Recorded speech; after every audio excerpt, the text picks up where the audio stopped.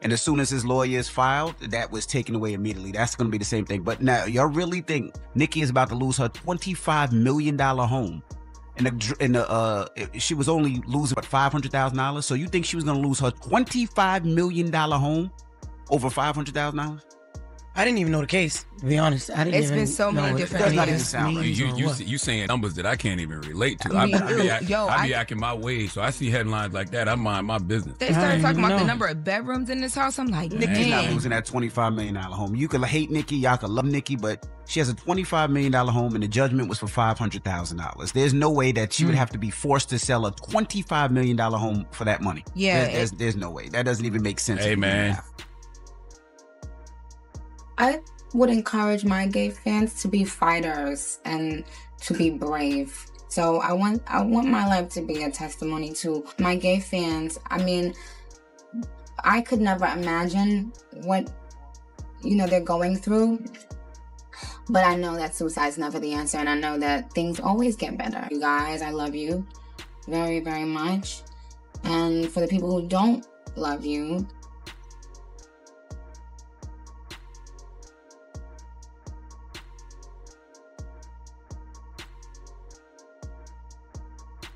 they need help. When you ridicule people, it's a sign of your own insecurity. Kool-Aid or One Punch? If it's red and if it's made good and not watered down, Kool-Aid. Can you make Kool-Aid? Of course. What can't I make? Properly, like how much sugar you put in there? A lot. The fuck is wrong with you? Oh, okay. Sorry. I be missing my grandma. Oh, me too. Yeah. She in jail. Well, I don't know what to say, but I will say that I am probably the president's #1 fan. And that's not going to change. And the hate or what people have to say, it does not affect me at all. It actually motivates me to support him more. And it's going to motivate all of us to support him more. We're not going to let them get away with bullying him and, the smear campaigns. It's not going to work, okay? He has a lot of force behind him, and God is protecting him. Amen.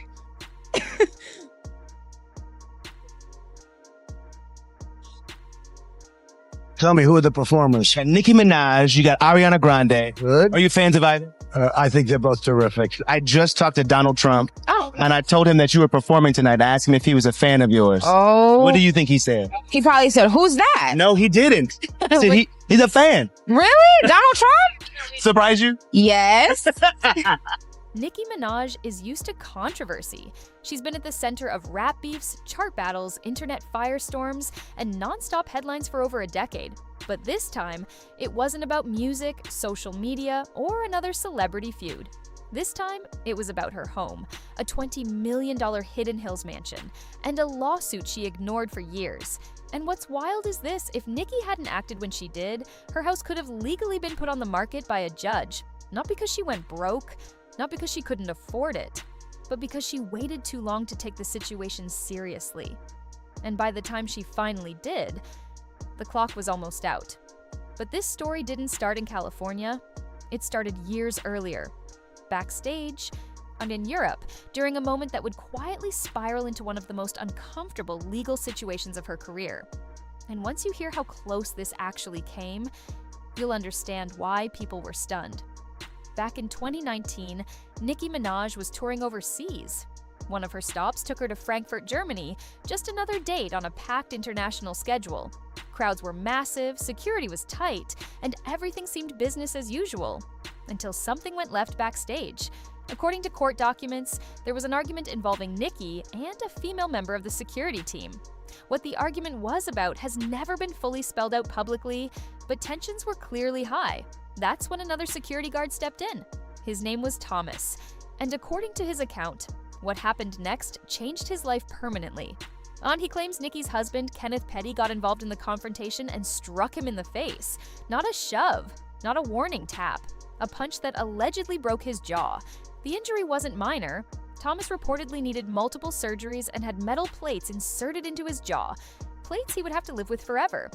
But here's the thing. At the time, this didn't explode into headlines. No massive press tour, no viral moment, no immediate courtroom showdown. It quietly faded into the background. And for a while, it seemed like that was the end of it. But it wasn't. Because sometimes, the most dangerous situations aren't the loud ones. They're the ones people assume will just go away. Fast forward to 2022. Out of nowhere, the incident resurfaces, this time in the form of a lawsuit filed in Los Angeles. Thomas wasn't just telling his story anymore. He was asking the court to make Nicki and her husband legally responsible. The lawsuit wasn't outrageous in size. He asked for compensation to cover medical bills and damages tied to long-term injury and emotional distress. In total, the amount came out to just over $700,000. For someone with Nicki Minaj's level of wealth, that number wasn't exactly life-changing. But here's where things start getting strange. Nicki and Kenneth didn't respond. No legal defense, no appearance, no official challenge to the claims, nothing. And in the legal world, silence is dangerous. Because when you don't show up to defend yourself, the court doesn't wait around forever. Eventually, the judge rules without you. And that's exactly what happened. In March of 2024, the court issued a default judgment. But that means the judge accepted Thomas's claims as uncontested, not because they were proven beyond doubt in a trial, but because the other side never showed up to argue otherwise. The result? Thomas was awarded just over $500,000.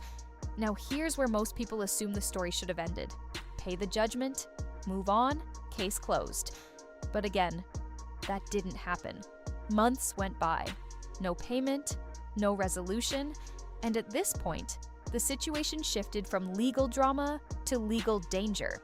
Because once a judgment is issued, it's no longer optional. And if you ignore it long enough, the law starts looking at what you own. Winning a lawsuit is one thing. Collecting the money is another. When someone refuses to pay a court-ordered judgment, the winning side can go back to the judge and say, "Okay, how do we enforce this?"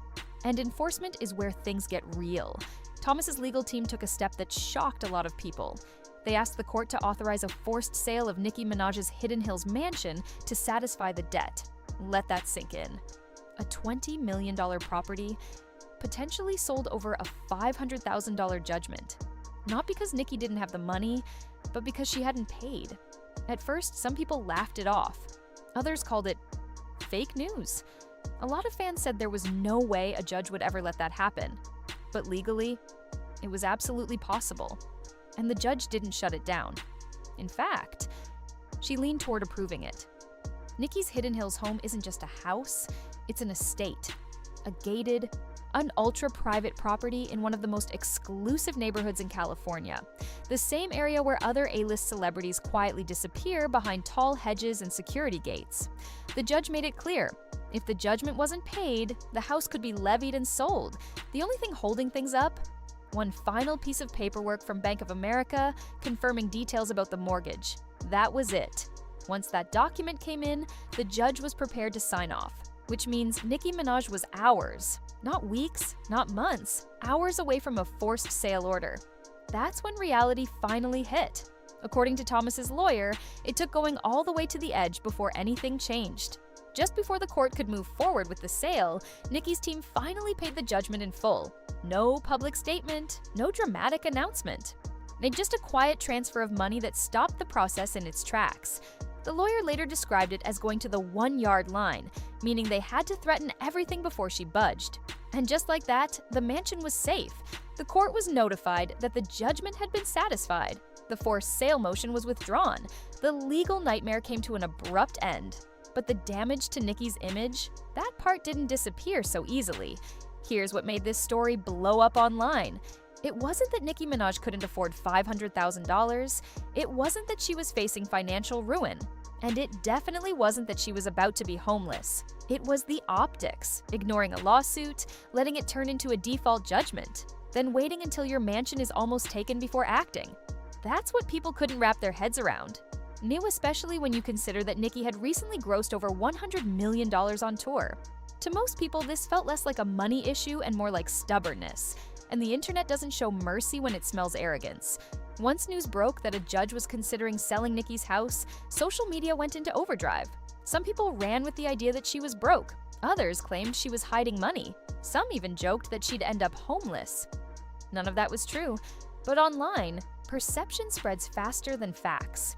At the same time, critics pointed out something else. Kenneth Petty was the one accused of the physical attack, yet Nicki was the one paying the judgment. That detail rubbed a lot of people the wrong way.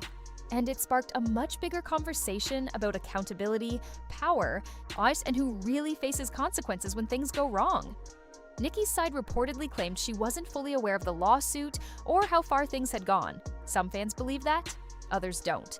Because at this level of fame, you don't just have one lawyer, you have a team. Managers, accountants, advisors.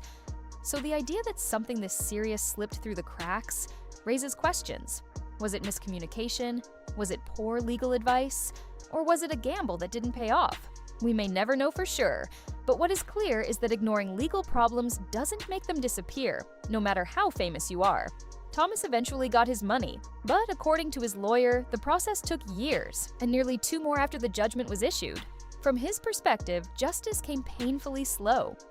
And for someone living with permanent jaw damage, 5 metal plates, and years of medical recovery, $500,000 doesn't exactly feel like a win.